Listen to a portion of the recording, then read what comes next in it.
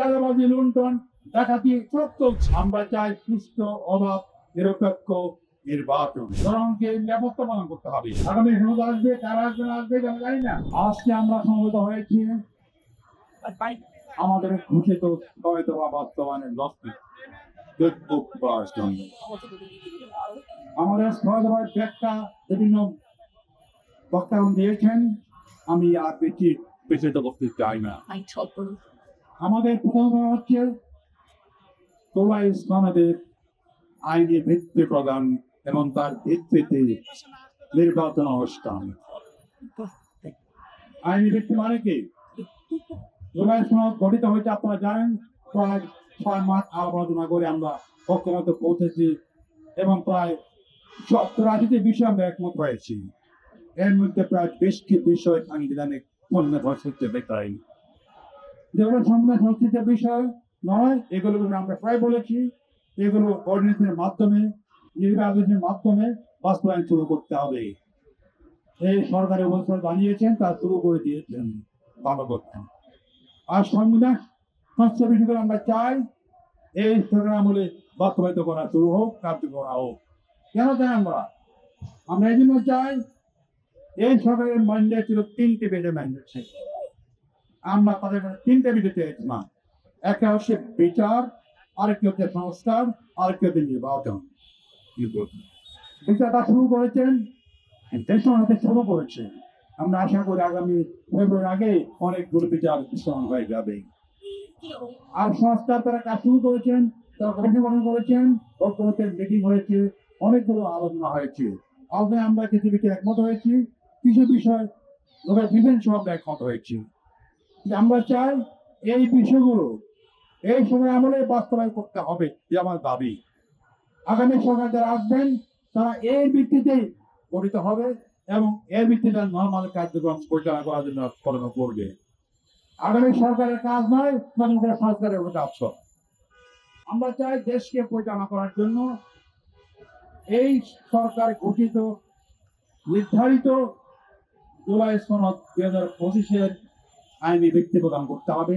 রাষ্ট্রপতির ঘোষণার মাধ্যমে, সাংবিধানিক ঘোষণার মাধ্যমে তাকে কার্যকর করতে হবে এবং পরবর্তী সময়ে 2 মাসের মধ্যে আমরা চাই গণভোটের মাধ্যমে তাকে সাংবিধানিক মর্যাদা প্রদান করে সংবিধান অন্তর্ভুক্ত করার জন্য। কথা আমাদের স্পষ্ট, এই সরকার আমলেই করতে হবে, এর বাইরে রাখার প্রকৃতি নাই। আগামী সনদ আসবে, কারা আসবে না আসবে আমি জানি না, তবে তারা এই ক্রিয়া করার যে প্রক্রিয়া গ্রহণ করছে আমরা সমর্থন করি না। আমরা চাই, জনগণ চাই, আপনারা দেখেছেন পরীক্ষিত হয়েছে মধ্যে জনগণ চাচ্ছে, প্রায় 90% জনগণ চাচ্ছে এই সরকারের আমলে এই বাস্তবায়ন করা শুরু হোক।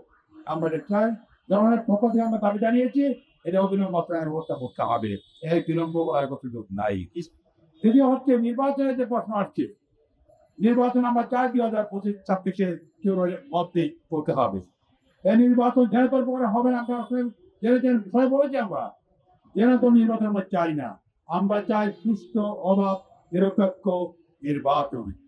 সবাই মিলে যাতে আমরা রাষ্ট্র বলেছেন ইতিহাসের শ্রেষ্ঠ নির্বাচন দেবেন বলছেন, কিন্তু দেওয়ার জন্য ব্যবস্থা করতে হবে।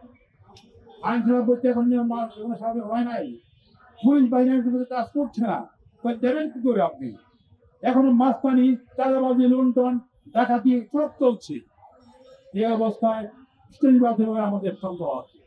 আমরা চাই লেভেল প্লেইং করে আপনারা নির্বাচন ব্যবস্থা করুন। আইন শৃঙ্খলা পরিস্থিতি নর্মাল করে স্বাভাবিক করে নির্বাচন ব্যবস্থা করুন। পুলিশ বাহিনীর কার্যকরী ব্যবস্থা করুন।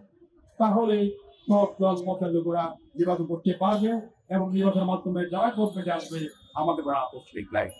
তাই আমরা চাই এই নির্বাচন করার আগে আপনাদেরকে বর্তমান দেশে অবস্থা বিরাজমান তাকে নর্মাল করতে হবে, স্বাভাবিক করতে হবে, জনগণকে নিরাপত্তা প্রদান করতে হবে।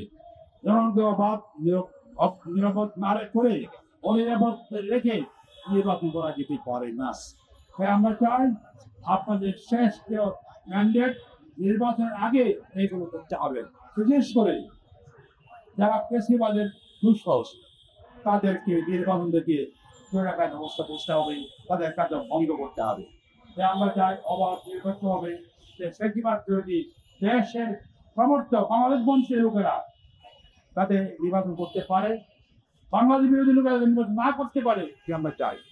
তাই আমরা তাকে জানিয়েছি ফ্যাসিবাদী উপদেশকে বিচার করতে হবে এবং তাদেরকে নির্বাচনে বৈধ ঘোষণা করতে হবে। তার মাধ্যমে ফ্যাসিবাদ মুক্ত বাংলাদেশ গড়ার স্বপ্ন আমরা দেখি, এই স্বপ্নের দিকে আমরা যেতে পারবো। আপনাদের ধন্যবাদ। আসসালামু আলাইকুম।